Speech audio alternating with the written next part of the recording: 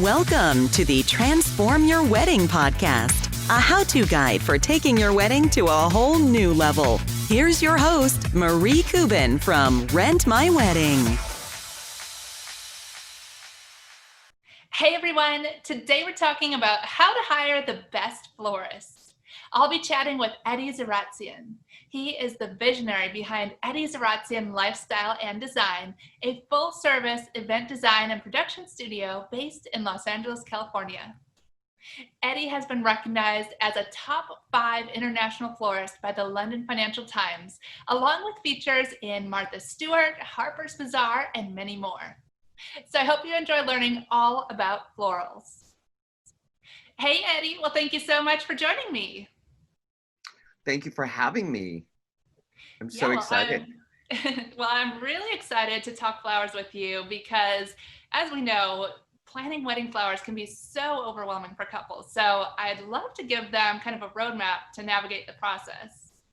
Oh, I would love to share all that information with you, the ones that I kind of share with my clients to kind of guide them, because it could be overwhelming. There's so many great varieties of flowers. And of course, brides are only know 4 different flowers, right? Hydrangeas, peonies, roses, and orchids. So besides that, they don't know much about, unless they're a connoisseur or love flowers really intensely, then they know. Yeah, it's so true. There's just so many types of flowers, colors, styles, designs. So, I guess to get started, what should couples think about before they even meet a florist? There's a couple of things that they should take into consideration. Their overall budget, the season they're getting married, the questions they're going to ask. They should do research on the florist, who they're going to, because there's different levels and expertise. Like I've been in the business for 30 years, so my expertise is like way up there. And then there's obviously new people that come into the business that don't have the expertise or know the mechanics. So it's all about the comfort level that you're okay with.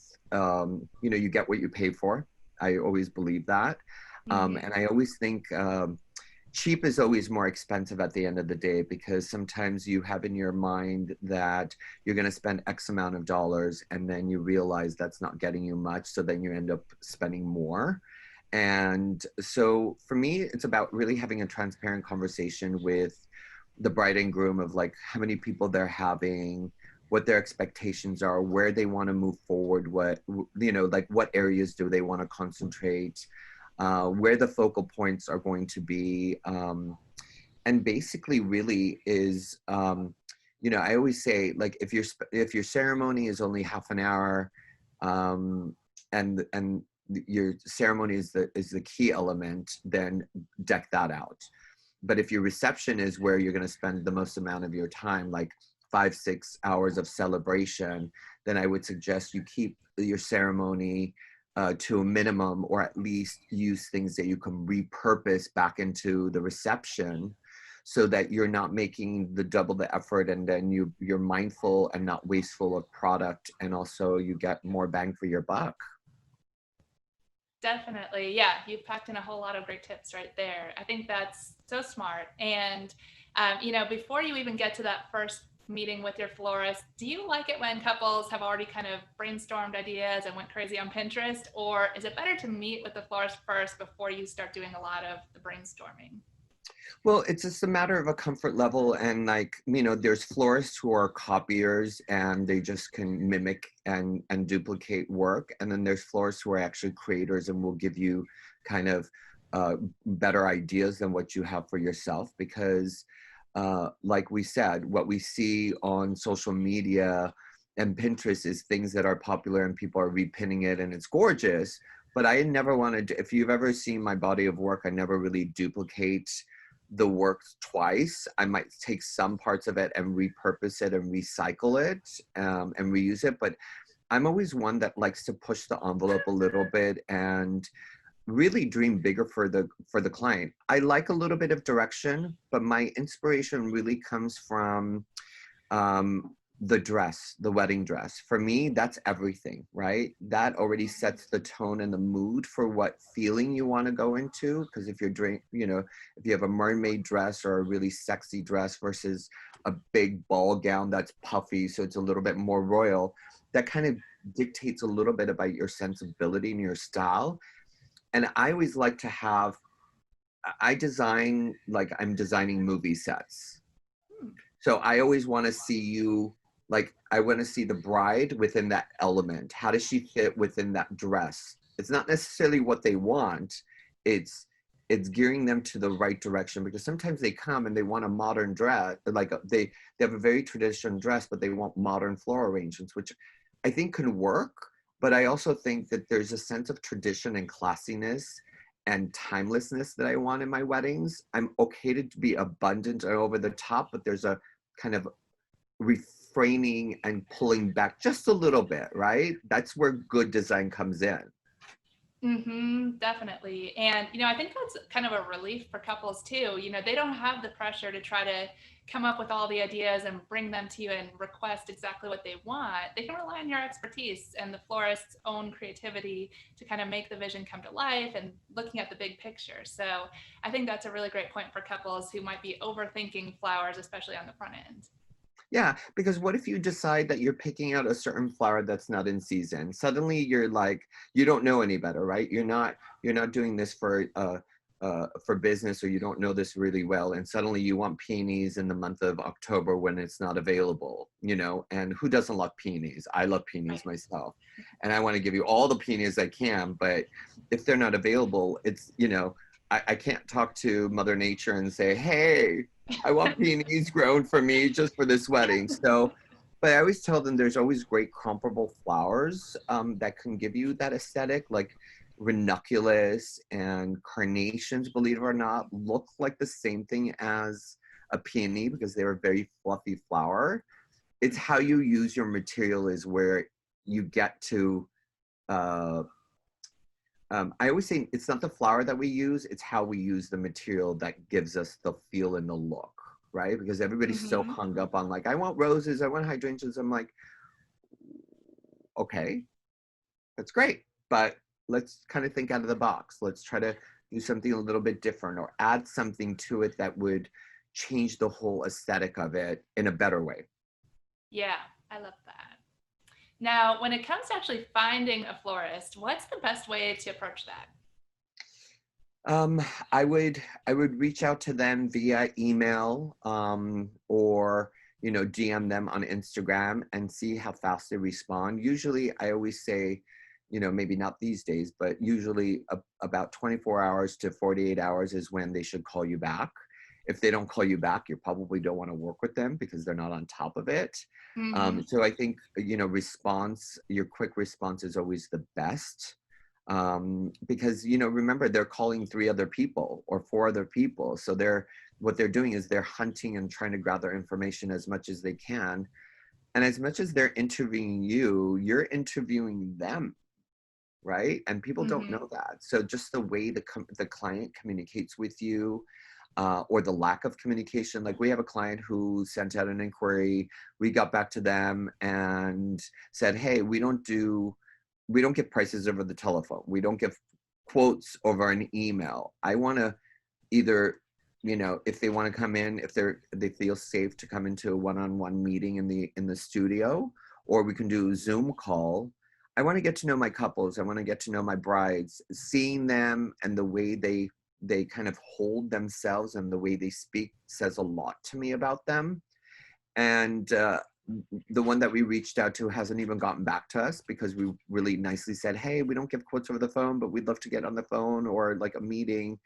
And then we followed up again, I think 2 days ago, and no answer, right? So this is probably a client that I don't even want to work with, because what they were doing is they were catfishing or fishing for information because they don't know any better. But how can you really compare proposals when you don't even know what you're getting? The only way you can get when you're able to compare is when it's apples to apples, but it's not apples to peaches, right? For me at least. And so it's really difficult because I know what clients are looking for is the bottom line, but you want to explain all of that, what they're getting, because sometimes I look at proposals, unfortunately, from other people, which I don't like to do, but it's nice to look at, they don't show me whose company it is, but they show me the numbers. And I go, guys, if you dissect this, you're actually getting much more value for your money through us, rather than you think you're paying less, but you're also getting much, much less than what we're offering. So if you compare it to, if I take out the things that I proposed compared to the other one, they probably might come out higher than we are in the proposal. So it's kind of one of those things. It's a very fine line of how to communicate with the client to understand them. But because I've been in the business for such a long time, I think my reputation speaks for itself. So we weed them out before they even come in. And I think that's really important, because that first consultation is set for 1 hour, but they get so comfortable. They want to sit with me for an hour and a half to 2 hours, because the environment that they're in, they're very comfortable, and they feel that they can trust me. That they don't feel it, they know they can trust me after the meeting. And I like to give a little bit away during the meeting, like a little bit of ideas here and there to tease them, but I don't give the full picture, because I want them to be invested in me as much as I'm invested in them. Definitely. Yeah, that makes sense. And I love that you pointed out, the proposal you get from one florist is not going to necessarily be the same, caliber of what you're getting from another florist, whether it's the type of flowers or the quantity of flowers, the size of the centerpieces. So what questions would you say are good to ask for couples that are maybe interviewing a few different florists? What should they ask to make sure that they're really comparing those quotes correctly? The questions that they should really look at is, they shouldn't look at bottom line. What they should look at is, the credibility of the florist. I think that's really important, because let's say, for instance, you have a wedding for 300 people, and you suddenly look at like the delivery and setup fees are very minimal, and you're like, well, what are you coming in for with one person to set this up for a 300 people wedding?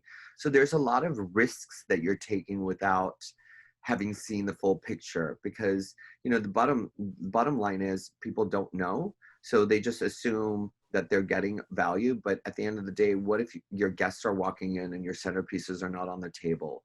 So I think more about like, how many people are going to set up, are you charging, do you have insurance, are you running through a studio, are you running out of a home-based? No, I'm not knocking home-based businesses, but I also feel like, if the company has invested in them, it's okay for you to invest in them as well, because there's some credibility there. And ask them questions, ask them what flowers are in season during that time. Have they been written up in magazines? Things that are going to make you comfortable, they're going to interview us as much as we're going to interview them. So, just vibing. I think you have to, in your gut instinct, your intuition tells a lot if you pay attention. Because, there's a lot of clients that say, well, have you done a wedding at Hotel Bel Air? Of course I've done a wedding, and several of them, right? So they're like, well, let's take a picture of it. I'm like, but I want to show you things that we can possibly do for you, not what I've done before. So there's little tricks. It gets tricky with clients, because, they'll ask us, like, what do your bridal bouquets start at? I'm like, okay, it all depends on what flowers you want. You want lily of the valley, or do you want a rose bouquet that you can, literally put together in like 10, 15 minutes, which shouldn't cost you a lot of money. And then there's garden roses, which are much more expensive than the regular roses. So there's all these minute little things that I think questions that they should ask is more ones that are going to make them comfortable in using the vendor that they're picking. Really, that's the questions they should ask. Yeah. And also their refund policies, and how payments should be, like, how does the payment plan work? What forms of payment are acceptable? Like, I have a lot of friends that I know that take up 50% of the total amount, but I don't take 50%. I take 25% for the initial retainer, because I think what we work on is a working proposal. So after you've signed an agreement and given us the retainer, it's a process. I adhere to your budget as much as I can, but I also give you options of upgrading. So we might not land at the price that you initially wanted, but it's your objective and your choice if you want to upgrade it, right? Because they don't know any better. So you want to show them possibilities. Yeah, definitely. And I think that's great to point out how, working with someone like you, you can actually change as you go along because, like you said, most couples don't know anything about flowers. So what you think at the beginning is your budget and what you want could change dramatically once you get ideas and see all of the possibilities. Yep. And also you have to have an open mind. Flowers are they're expensive. They're not inexpensive. And more so the labor to produce that. People don't realize how much work that goes into it. The week of the wedding, we've already started. The flowers are coming in. They're being processed. The containers are being made. Then we prep the containers with greenery, and then the flowers, and then we add more flowers, or we make adjustments during the wedding day. And then there's the pickup, and then the strike of the event too. So we work 7 days for one wedding that people don't realize. They think that we just like kind of clap our hands or snap our fingers and it's magically done.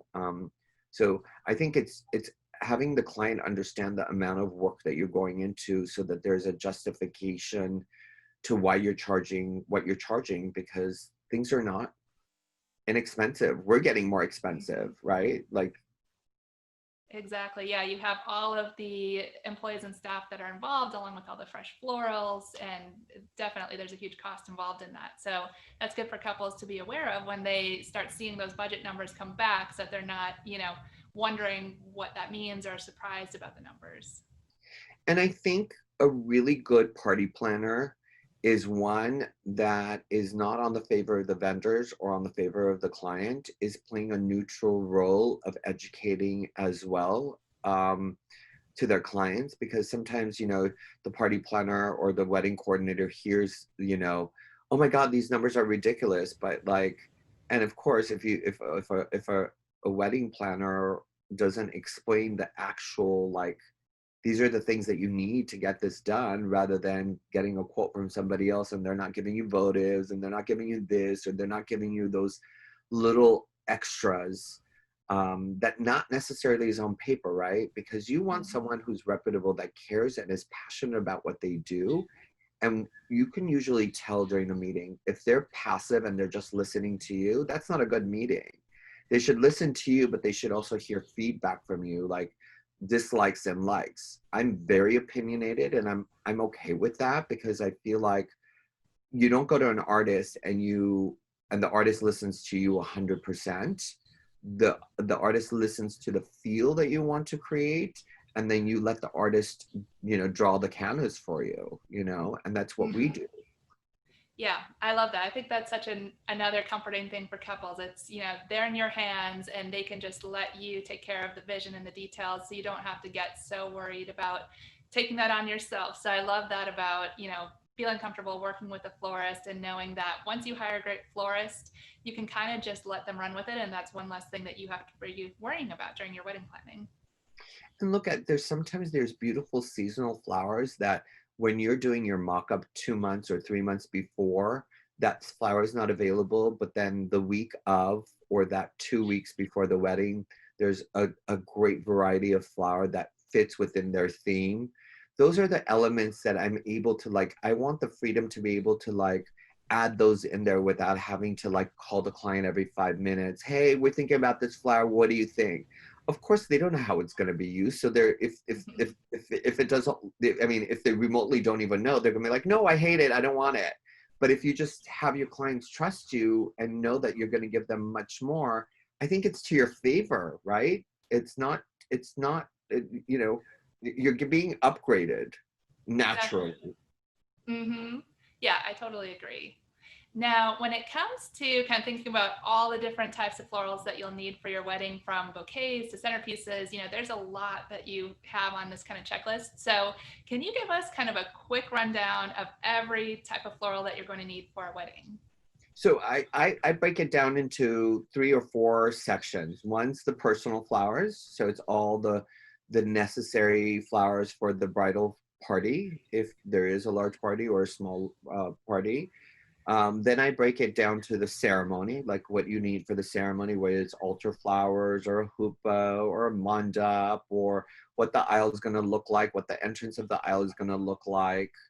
And then I go into cocktails.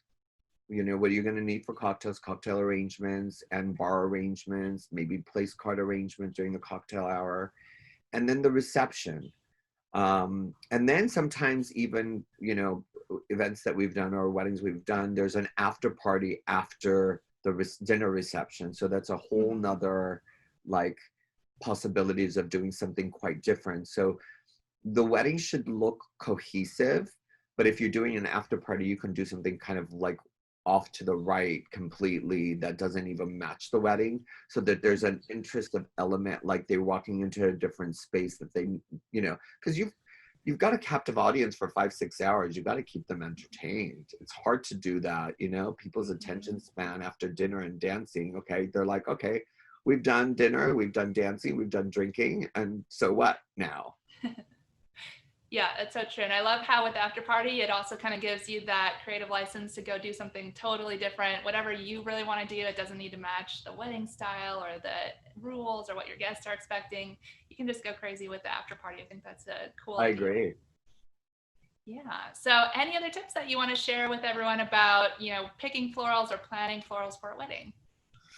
Oh God, I have so many advice that I can give you, but we are limited on time. I think I filled a lot of those voids that, is really, when you're interviewing, trust your gut, ask the right questions, listen to your intuition, don't second doubt, don't listen to a lot of people. People listen to a lot of their girlfriends, or they start micro dissecting and looking at more pictures on Pinterest or Instagram, and they don't realize some of those events that are absolutely gorgeous, the budgets are so high that you're in this bubble, and then I'm the person who probably pops that big bubble, because you need to come to reality of costs.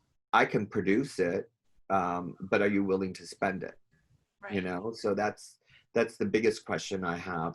And really, I don't have a problem. A lot of people have a problem having a conversation about money. I don't have a problem about having conversations with money, because money, the budget, is how I could maneuver and get them to where they want to be, with giving them suggestions and ideas how to get to that number to be achieved.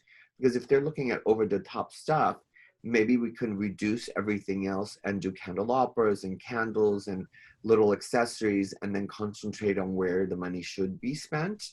So there's always possibilities. So don't think that's not possible. Of course, I always suggest that you're about 20, 25, 30% of your budget, overall budget, should go into flowers and decor, because it's really important. Because I think flowers are like the dress for the bride. It's the dress for their space. There's no girl that's ever wanted to get married and hated flowers and never had flowers at their wedding, to any caliber. So you always dream of wearing that dress, and you're always thinking of having this beautiful wedding. And what people remember the most is the visual when they first walk into the space. They're not remembering the alcohol you served and the food that you're going to be eating or the music that you're going to play, but it's the first initial, that's what gravitates you. And I think that's, you need to focus on that if that's your priority. Yeah, I totally agree. I think decor is just one of the top things that you really need to think about with your wedding, and florals are such a huge part of that decor. So I completely agree. So Eddie, can you tell everyone how they can get in touch with you? So the way they can get in touch with me, obviously on all social media. Instagram at eddiezaratsian.com. I have a YouTube channel that's Eddie Zaratsian. There's Pinterest. There's, obviously my website, eddiezaratsian.com. That shows you, we have a great blog that we do. There's great events that we've done. So the website is very key to us to keep always updating it and just showing fresh new stuff. There's a blog post. I just did a bridal shower that was kind of Gucci inspired butterfly garden. Oh, wow. And I was talking to the team to kind of, there's adjustments of wording and stuff like that, but it was so beautiful. But it's one of those clients that I kind of have a little conversation with, like about a half an hour conversation. I'm like, hey, what are you wearing? She's like, all white. I'm like, are you okay with colors? She's like, yeah. I'm like, are you okay with these colors? She goes, yeah. I go, are you okay with butterflies? She goes, yeah. I go, okay, great. I've got the idea for you. And she's like, are you going to tell me something? I was like, yeah, it's going to look gorgeous. And she's like, okay, I trust you. And then she walks in and she goes, you cease to amaze me all the time with your creativity. And I think when you're working with an artist, you want that wow effect. You want to be excited. You don't want to, I don't want to give you everything away to you, because if you know everything, there's no like that aha moment. Mm-hmm. Really. That's so true. Yeah. I love that you kind of let the bride be part of, just like when the guests experience it for the first time, when they walk into the door of the venue, and just getting that exciting feeling when you see everything come together. So I love that. Well, I like a surprise. I'm a big, I tell them as much as I want to tell them, but I want them to trust me enough to manifest something beautiful for them. Yeah, absolutely. Well, good. Well, thank you, Eddie, so much. These were amazing tips. I really appreciate you being here and sharing all of your great insights with everyone. Thank you so much. Thanks for having me, and you have a beautiful and blessed day. Thank you. You too. Take care. Take care. Bye. Well, I hope you guys enjoyed these tips about how to hire the best florist. Now, don't forget, you can catch all of our podcast episodes over at transformyourwedding.com. Thank you so much for joining us, and we'll see you next time. This podcast is brought to you by Rent My Wedding, your one-stop shop for event rentals. Order online and rentals are delivered right to your door. Shipping is free both ways nationwide. Rent lighting, backdrops, photo booths, and more. With the most 5-star reviews in the industry, Rent My Wedding makes rentals easy and affordable. Book your rentals today at www.rentmywedding.com.